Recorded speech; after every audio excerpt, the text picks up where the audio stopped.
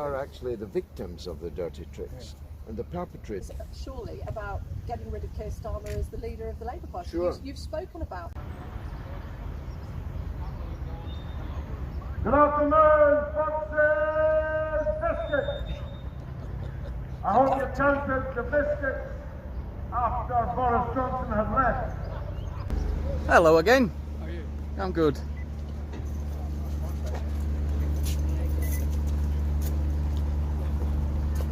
Who's who? Where am I going? So we've got BBC at half past. Yes, bro. Respect. You get the Respect, mate. Good to see you. because you've got formal with the feline world, of course. We have got them all quaking because people hate Labour and the Conservatives around here, and they want to change, and I think they're up for voting for it. We'll see on Thursday. Now, your own comments in Labour, sort of accusing of dirty tricks with the leaflets that they've been going through. It's Kafkaesque, actually. We are Did you do that? we are actually the victims of the dirty tricks, and the perpetrators of the dirty tricks are accusing us. I don't know which leaflets you're talking about. Wasn't it the ones that accusing Labour of taking the knee and all No, that? nothing to do with that. That looked like a far right leaflet to me. Anyway. Yeah, and so you brought Palestine to the top of the political agenda here. I mean, is that really a local issue? Is that? I mean, I know people here feel strongly about it, but is it? Well, is it going to improve people's lives in the It's constituency? definitely not the top issue, and I didn't bring it here. It's a pre-existing thing. In fact, people ask me to stand here because they are concerned about that issue. But the main issue is 100 yards from here, which is the closed police station. I saw that. That affects before the sales sign. that affects all the community, and frankly, it's going to bear a lot of investigation. They've sold a listed building in the centre of Batley for £246,000, the price of a chip shop, and we intend to look into it. It looks like you're, one last question. It looks like you're splitting the Labour vote, if we believe the pundits and the politics, and it allows the Tories. I mean, do you want a Tory MP? Well, the Sun certainly does. So it's an odd question coming from you. There is no such thing as a Labour vote or a Tory vote. Only voters. We're all individual people, and whose allegiance and voting intention has to be won individually every single election. Okay, thank you. Thank you. Hello, Michael. In the moment afterwards, that's all right. Goodness, we're so good. We really are. We're at a point. I've not seen long things from each other. It's live. You can silence your phone. Just what I'm doing here. Really welcome. Quite an arrival. Yes. A vintage bus. Yep.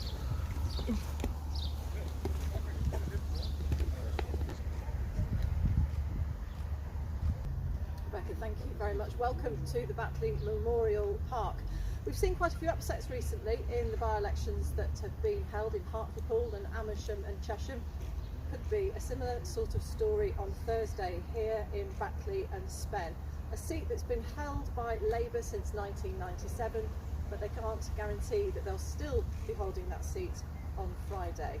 A man who might have something to do with that, and certainly been campaigning very hard here, is George Galloway from the Workers' Party, and he arrived with a fanfare on a double-decker bus just a few minutes ago. George Galloway, welcome. Thank you very much for talking to us. There's been some pretty unpleasant behaviour on the campaign trail of late.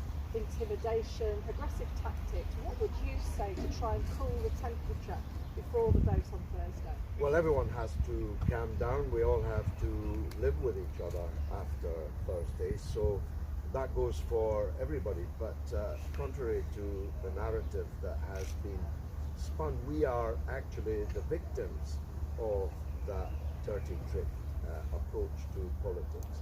The Kirklees Council, a Labour council, has in the last 48 hours removed at least 2,000 of our posters from lampposts. We've seen a lot of your posters, so there's no doubt that you're making a real impression here. But why why have you come to stand in this seat? You have nothing to do Would with this particular ask, seat. would you ask that of any of the other Yes, I have candidates? done. Yes, Why I have have they done. come to stand in this seat? Because there's an election. And the You're election... not a local the- man. Why wouldn't somebody vote Well, for Kim Leadbeater, who is born and bred My here and goodness. knows the constituency very well? Is there any need for me in this interview, or are you just going to give a party political broadcast? I'm deeply connected to this area, as you're going to see on Thursday. As to the local aspect, well, Marcelo Bielsa from nearby Argentina has got Leeds United flying in the Premier Division. It's not where you're from that counts, it's what you can do. So to I help hope you never have to hire a lawyer, but I'm sure that if you do, you'll choose the best one, not the one that lives across the road. But some of your campaign is surely about getting rid of Keir Starmer as the leader of the Labour Party. Sure. You've spoken about that. Sure. And you've talked about yourself being a revolutionary in the past. This kind of revolution, there is a negative one, surely. What are your positive goals other than trying to bring down the Labour leader? I ask again, is there any point in me being in this interview? This is a party political broadcast.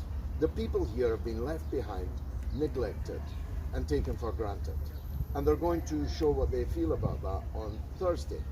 I think I'll be the beneficiary of that, but whatever happens, Labour will lose this election, and they will lose it not because you say I'm a revolutionary, not You've because said I you're a arrived with a fanfare on a bus, not for any of the other negatives you've spun in just 2 or 3 minutes in this interview, but because Why be Labour... on a bus and having fanfare isn't a negative thing? 100 yards from here is a listed building that used to be the police station. Labour closed it down and sold it to a property developer for the price of a chip shop. That's the kind of local issue that has got people very angry indeed at Labour. And you're going to see, look, all of your questions, I could give the same... Let's talk about the Conservatives then, because they could have kept that police station No, they open. couldn't. They've been It was in Labour power that closed since it. 2010. No, it was Labour that closed it. If you split the Labour vote...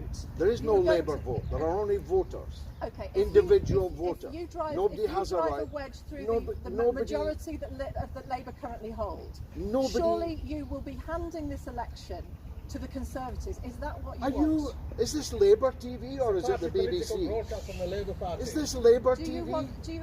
Look, are you look, happy to look, see the Conservatives gain power? There is here? no such thing as a Labour vote. There are only voters, individual human beings who have to be persuaded to vote for you. Now, your concern for the fate of the Labour Party in this constituency is touching, probably in breach of the BBC's charter. I'm asking One you of about the the reasons why Conservatives people are gaining switching power. Are off you happy the to have BBC the News Conservatives in droves. power? I'm fighting to win this election. If you vote for me, you'll get me. I have no obligation to any other party in this election. But how And I much of an repeat what I obligation said do you feel earlier. that you have to back the You inspect? quite simply would never ask these questions of anyone else. This You isn't wouldn't true. ask the Liberal Democrat if he was happy to let in the Tories. Why are you asking me? Because you're the person who's likely to take more of the vote than the Liberal Democrats Well, are in this I'm election, not sure according how to the polls. I'm not sure how you know that, but it's encouraging of you to say so. I'm fighting on my record, my programme for votes for me. And you probably wouldn't be here if you didn't already know that I was doing so quite successfully. We're here because we're talking to a lot of voters and a lot of candidates. You've said it's about you. It should be about the people of Backley and Spen. How long do you... When how did I long say it was just about then you me? said it's about me. It's about votes my for me. record, my programme, and what I'm offering the people in this by-election. You're no Jeremy Paxman. I don't know if that's what you're trying to No, pretend that no, you are. not at all. And the BBC News channel sure ain't no singing and dancing success.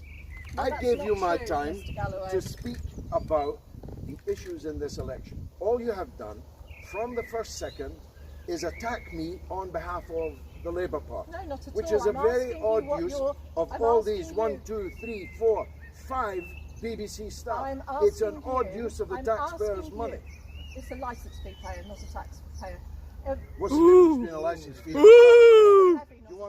you want to have a debate about that? What I'd like Because you people to are do- sick paying the BBC for party political propaganda to ask on behalf you- of the establishment. I would like to ask you then, how long-term a commitment are you prepared to make in Batley and Spen? Exactly the same as everyone else. This constituency ceases to exist at the next general election. Perhaps you didn't know that.